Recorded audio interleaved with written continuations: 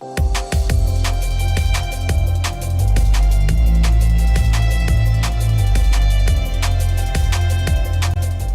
tal? Soy Hilario Barcelata Chávez y esta es mi colaboración para Acrópolis. Veracruz está viviendo una profunda e histórica crisis fiscal. Una crisis fiscal que es producto de un desequilibrio permanente y sistemático de las finanzas públicas del gobierno del Estado.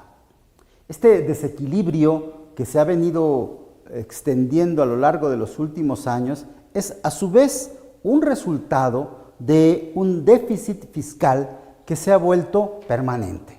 Este déficit fiscal significa una diferencia cada vez más grande entre los ingresos que se reciben y los gastos que se realizan. El gobierno del Estado tiene severos problemas para incrementar su recaudación y la ha mantenido a un nivel muy bajo en los últimos años. De igual manera, ha mantenido en crecimiento el gasto público, particularmente el gasto corriente, el gasto en servicios personales, el gasto en salarios. Y esta expansión cada vez mayor del gasto, mientras los ingresos permanecen constantes o disminuyen, provoca esa diferencia que se reconoce como un déficit fiscal o déficit presupuestal.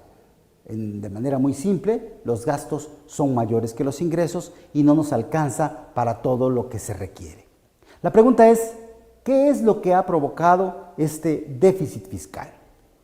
Bueno, en primer lugar, los bajos ingresos públicos. En segundo lugar, este gasto excesivo. Platiquemos un poco acerca de la baja recaudación de ingresos públicos. ¿Cuáles son las causas? Podemos identificar varias y de manera rápida hablar un poco acerca de ellas. En primer lugar, la evasión fiscal.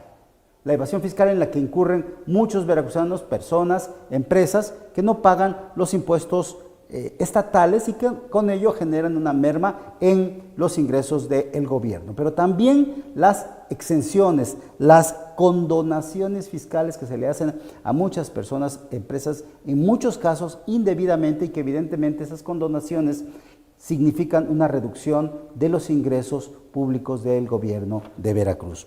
Otro aspecto muy importante es la ineficiencia del aparato burocrático, tanto en lo que tiene que ver con la recaudación de ingresos propios, como lo que tiene que ver en las acciones que lleva a cabo el gobierno del Estado en colaboración con la Federación, que también le genera ingresos y que evidentemente si hay ineficiencia en su actuar, pues le genera menos ingresos. Ahí es resultado esto pues de una falta de control, de una falta de capacitación del personal, lo que no permite incrementar la recaudación. Otro aspecto sumamente importante que le pasa de manera transversal prácticamente a todo el problema financiero del Estado es la corrupción. Una profunda y tremenda corrupción en el cobro de los impuestos, en el registro de los recursos cobrados y que evidentemente también tiene que ver con la evasión fiscal. Corrupción y evasión se entremezclan para generar una situación que favorece al contribuyente y al funcionario público, pero que perjudica al gobierno del Estado porque significa una reducción de sus ingresos.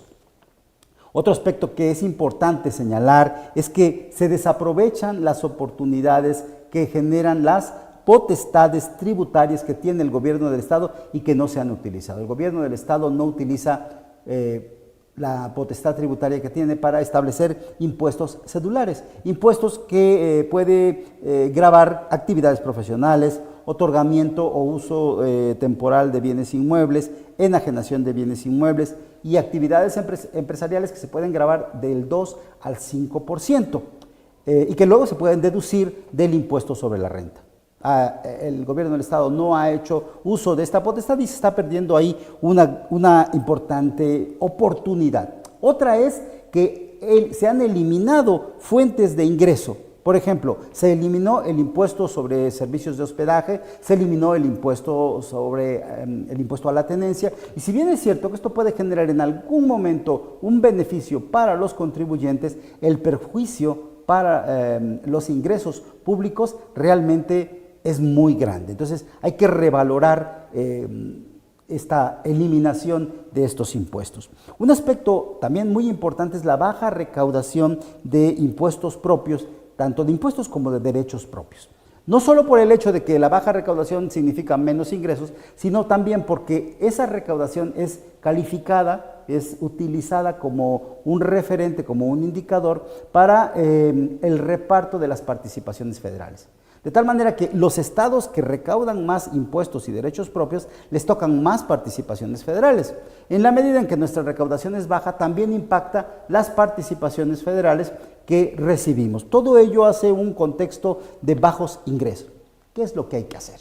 Lo que hay que hacer es eliminar la evasión fiscal, eliminar la corrupción, hacer uso de aquellas potestades tributarias que se tienen para incrementar los ingresos, recuperar las potestades tributarias a las que se renunció, como la eliminación de fuentes de ingreso, estos dos impuestos de los que hablaba. Y por supuesto mejorar la eficiencia en la recaudación a través de una mayor capacitación, a través de un mayor control, de mayores acciones de inspección y vigilancia sobre los contribuyentes, que de alguna manera permita mejorar el ingreso por la vía de la eficacia. No olvidar que un aspecto sumamente importante aquí es el asunto de la corrupción.